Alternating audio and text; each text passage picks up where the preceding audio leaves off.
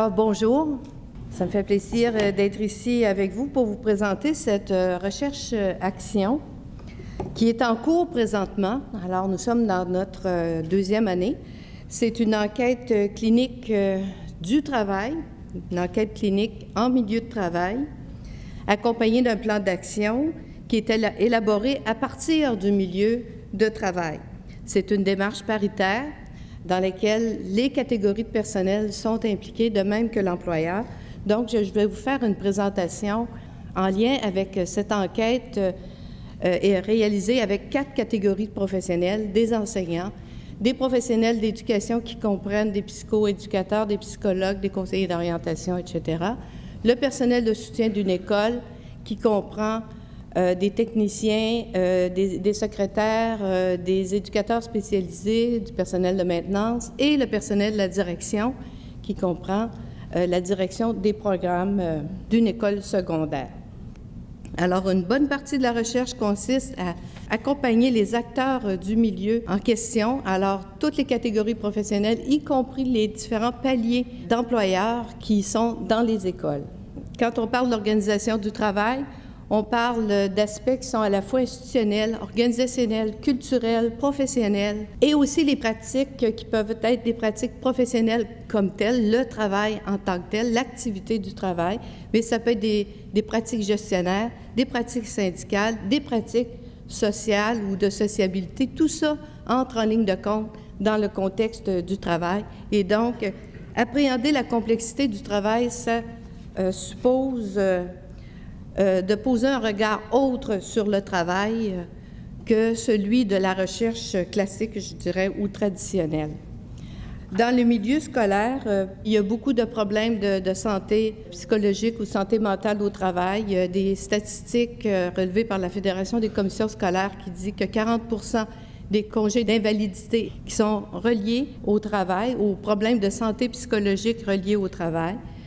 Et d'autres statistiques qui démontrent un phénomène inquiétant qui est celui du décrochage des gens hautement qualifiés qui quittent leur profession et qui cherchent une autre orientation professionnelle. Alors, il y a des coûts sociaux énormes reliés aux problèmes de santé psychologique qui ne sont pas toujours pris en compte.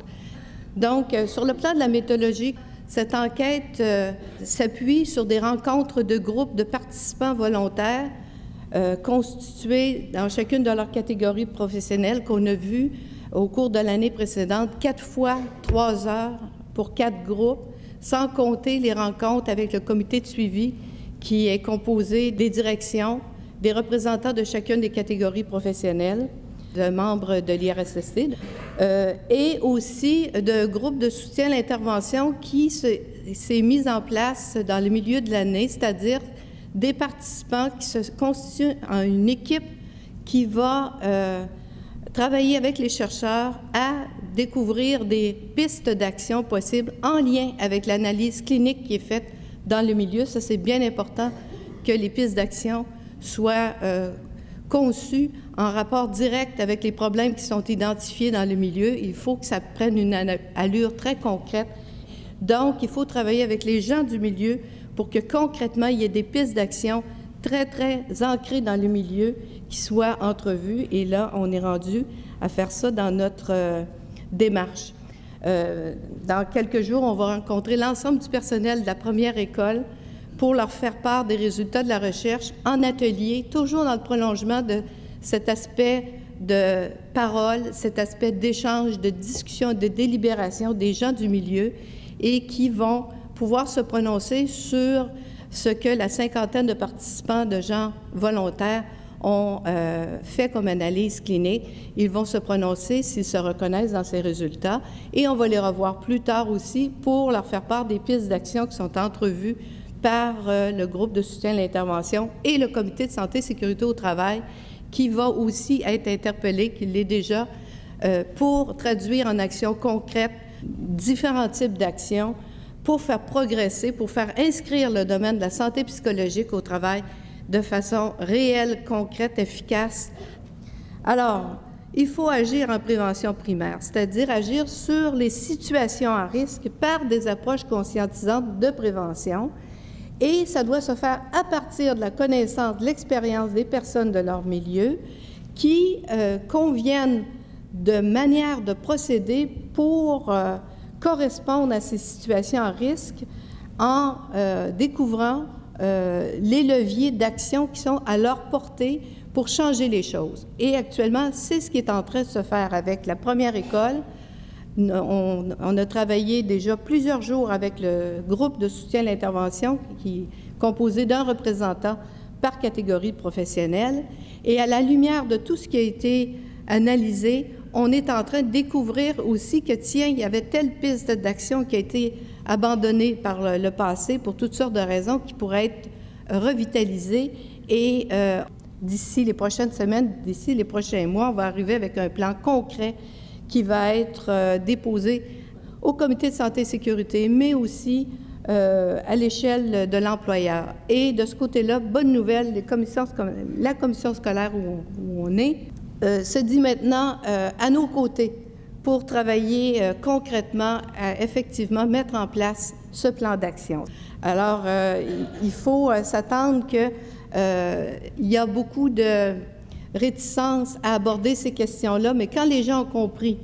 le bienfait que ça peut apporter sur le plan de l'humanité du travail qui se met en place, ils réalisent qu'il y a peut-être des bienfaits et des gains à aller chercher, à s'inscrire dans ce mouvement d'assainir les milieux de travail. Un autre objectif de notre recherche, c'était de voir si l'analyse qu'on a faite de plusieurs semaines, qui a totalisé au moins 70 heures de discussion avec les groupes de participants, pour laquelle maintenant on a comme des résultats. Est-ce que c'est possible de transférer ces résultats-là dans une deuxième école et d'activer le processus du plan d'action pour qu'ils puissent se mettre en posture de travail vers l'action de façon plus rapide que dans la première école? Autrement dit, on essaie de voir si les outils qu'on développe actuellement, le guide d'animation, le plan d'intervention, si c'est reproductible dans d'autres milieux présentant soit des aspects similaires d'organisation du travail ou différents, et éventuellement que ce plan-là puisse être communiqué par de la formation dans l'ensemble, dans plusieurs écoles qui en feront la demande. Voilà, merci de votre attention.